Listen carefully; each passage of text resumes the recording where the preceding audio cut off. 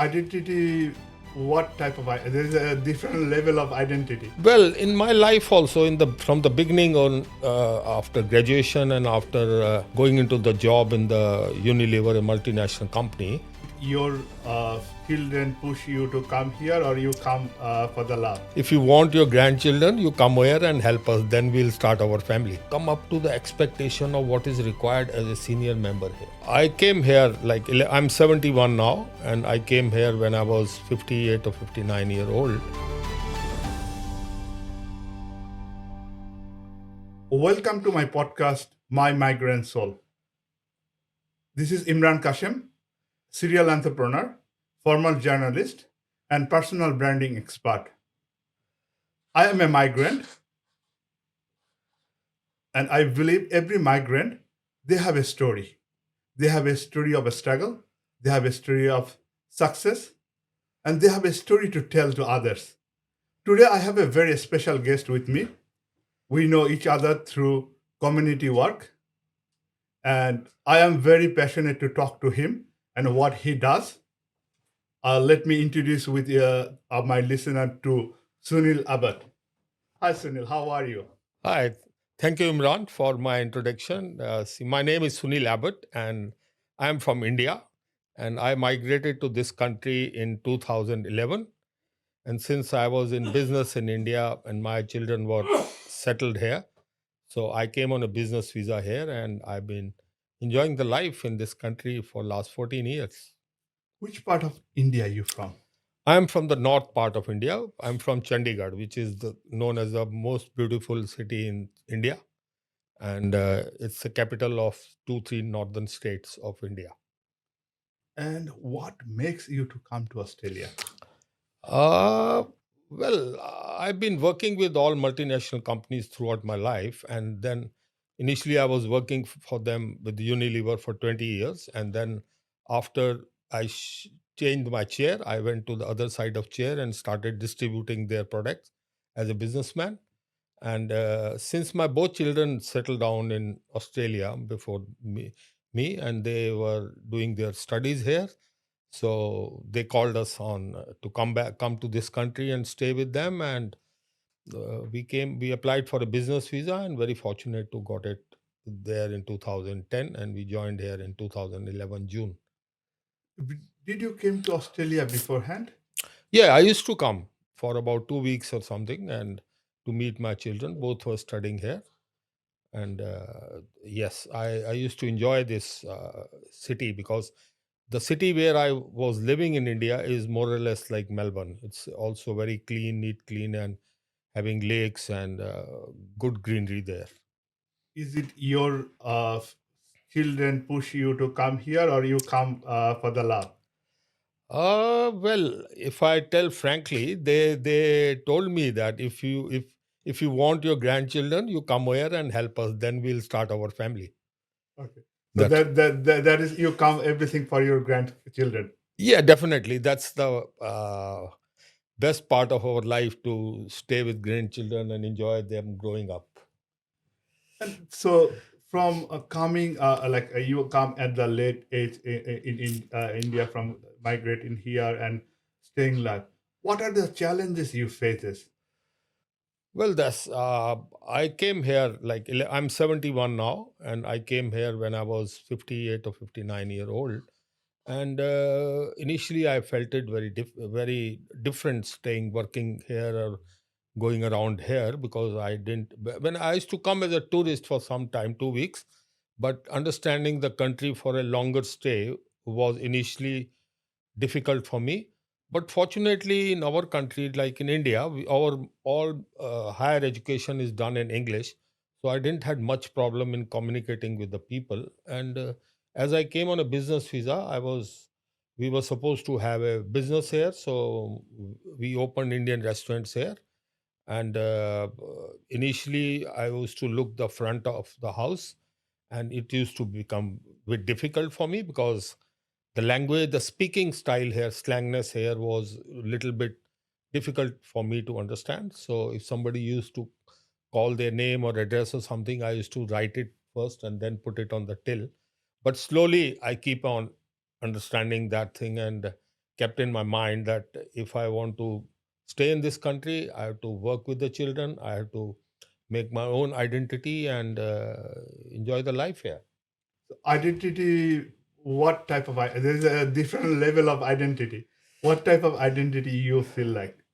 Well, in my life also, in the from the beginning on, after graduation and after going into the job in the Unilever, a multinational company, I always used to work as a leader. I used to, in my company also, all these marketing contests and all this, I used to win and feel myself. So that was my aim, to keep my personality intact in this country also. So when you come here, you was like you come as a permanently studying a business. Like business is one of the challenging part, entrepreneurship. Like Yes, when I found the migrant community, like 80% going for the professional thing, yes. and like only 20% or 10% is staying in the business. So doing business in a new country, what are the challenges you face and how you overcome? Well, first of all, it was required for my visa. I was granted a visa for 4 years, and in 2 years, I had to invest certain money and I was to generate certain turnover. After that, I was supposed to get my PR. And secondly, yes, it was difficult running the system in this country. And even in India, I never saw a FPOS machine. Like I saw in while paying my bill or something, but I never operated it.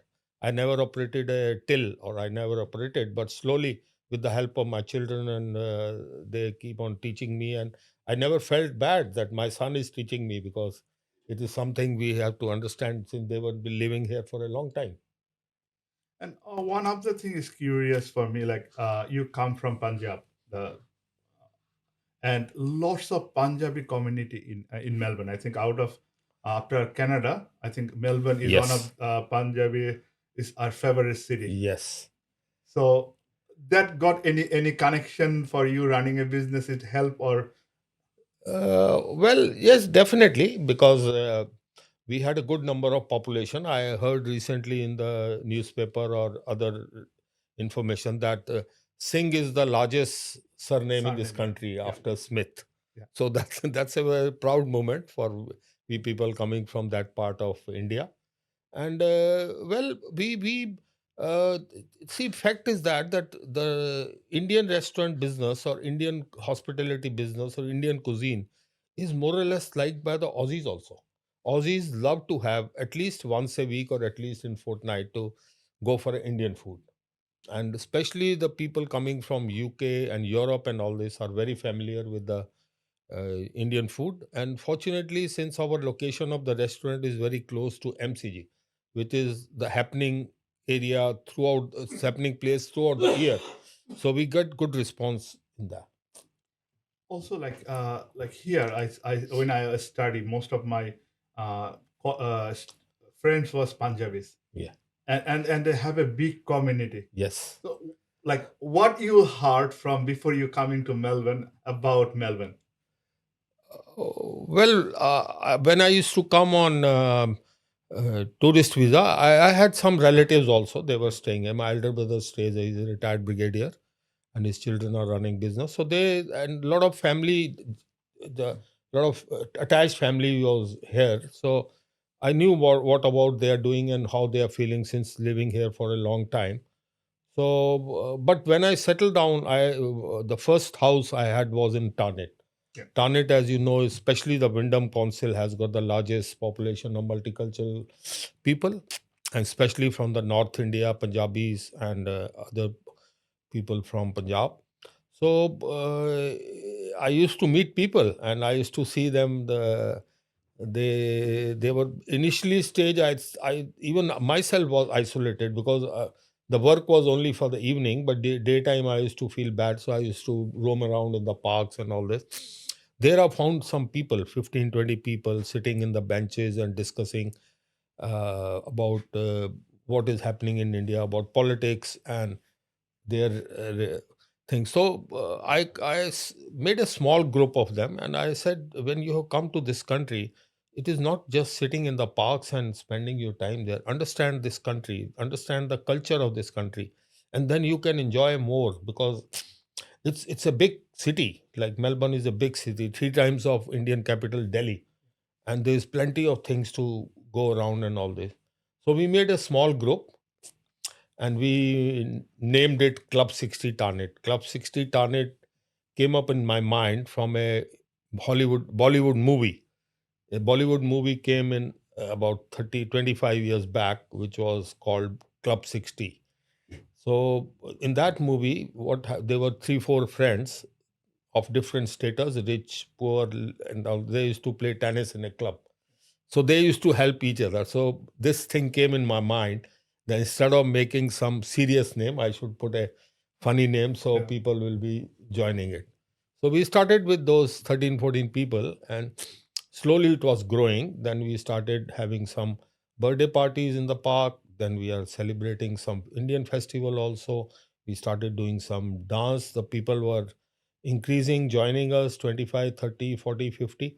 Then we found that it was very difficult on the climate conditions of Melbourne, that it was so windy sometimes, so unpredictable rain, and sun was bad. So we requested Wyndham City Council to provide us some room to sit down there and spend some time. So we got some accommodation in Tarneit Community Center, and there we started this thing. And then with my connection to the Wyndham Council, and with my connection to the local state government and all this, that club was growing, and now we are 11-year-old and we have 800 registered member in that. That's incredible. And I also like have chance to connect with you guys.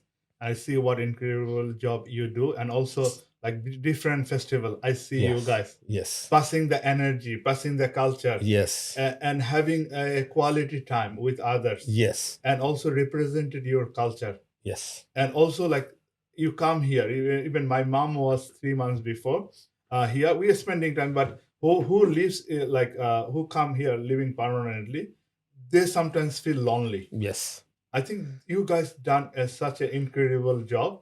Yeah. And how is the other feel like about what you are doing? So first, I'll add into some more thing that Yeah. we have made this group as it's a non-political, non-religious group. Every religious is honored there and respected. We do all the festival of different faiths, Mm. and especially our main thing is that we join in everybody's function. Like we join in, we always perform in your mother language, Yeah. Yeah. International Mother Language Day, and now tomorrow we are participating in Wyndham Volunteers, showcasing the Bhangra dance of Punjab. Yeah. All senior members from 65 to 80 years old are doing that on a themes of Bollywood songs. Yeah. And that's great, because when we meet all these people, we see to it that we are growing. We are growing as a community. It's not that restricted to our own people.